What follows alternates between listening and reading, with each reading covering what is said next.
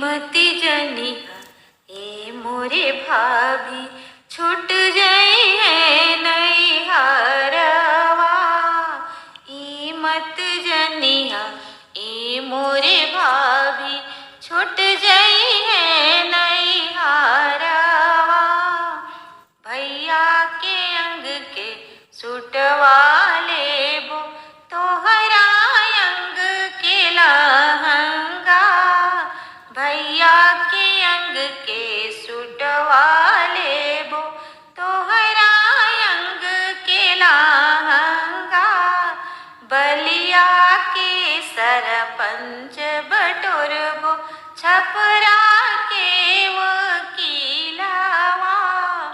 बलिया के सरपंच बटोरबो छपरा के वकीलवा। इलाहाबाद से डिग्री करैबो तब जइबो ससुरवा। इलाहाबाद से डिग्री करैबो तब जइबो ससुरवा।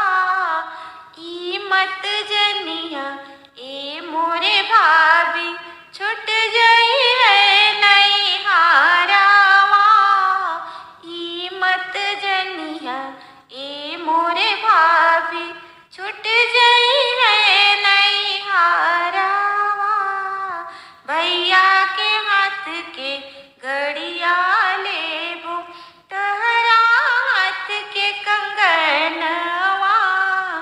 भैया के हाथ के घड़िया लेबो तोहरा हाथ के कंगनवा।